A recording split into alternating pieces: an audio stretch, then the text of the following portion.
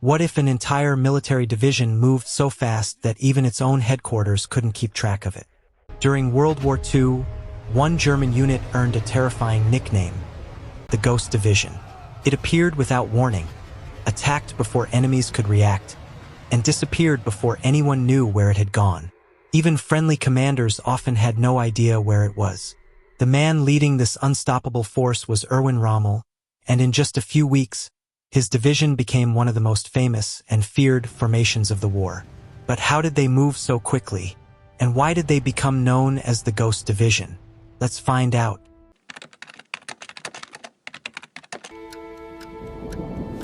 It was May 1940. Germany launched its invasion of France, Belgium, and the Netherlands using a new style of warfare called blitzkrieg, or lightning war.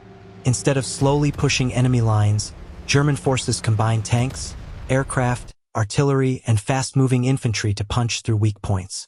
One of these units was the 7th Panzer Division, commanded by General Erwin Rommel. Although Rommel had little experience commanding tanks, he believed one thing: speed was everything. He constantly stayed near the front lines instead of safely behind headquarters. His orders were simple: keep moving. Never give the enemy time to recover. Rommel's division advanced so rapidly that maps quickly became outdated. Sometimes headquarters completely lost contact with him.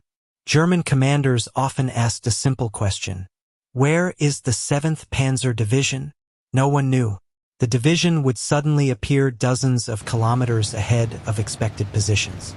French and British forces often believed they were facing multiple tank divisions because attacks came from unexpected directions. The nickname Ghost Division was born because the unit seemed to vanish and then suddenly appear somewhere else. Its speed created confusion on both sides of the battlefield. The Ghost Division didn't move quickly by accident. Rommel ignored unnecessary delays. Instead of waiting for perfect coordination, he often pushed forward immediately. Bridges were captured before defenders could destroy them. Enemy strongpoints were bypassed whenever possible instead of attacked head-on. Engineers worked around the clock repairing roads and river crossings. Radio communication allowed tank units to rapidly change direction during battle. When resistance became too strong, Rommel often ordered flanking attacks instead of wasting time in long firefights.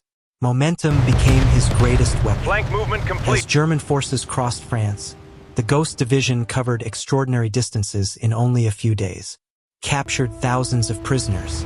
Large amounts of military equipment were abandoned as Allied forces struggled to reorganize. Many defenders expected attacks from one direction. Instead, Rommel's tanks suddenly appeared behind their positions.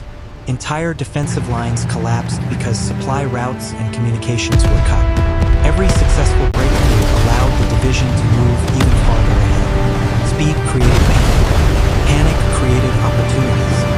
And those opportunities created even more speed. But this strategy came with serious dangers. The farther the division advanced, the longer its supply lines became. Fuel shortages constantly threatened to stop the tanks. Repair crews struggled to keep damaged vehicles operational.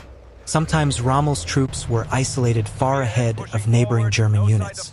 If Allied forces had launched successful counterattacks against these exposed positions, the division could have faced disaster.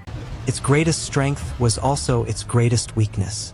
By the end of the campaign, France had fallen. The Ghost Division had become one of the most famous armored formations of World War II. Its rapid advances helped demonstrate how speed, surprise, and coordinated armored warfare could overwhelm larger defensive forces.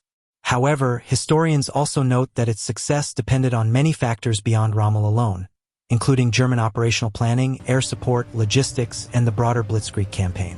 The legend of the Ghost Division remains one of history's most remarkable examples of fast-moving warfare. It wasn't invisible. It was simply so fast that friend and foe alike often struggled to keep up.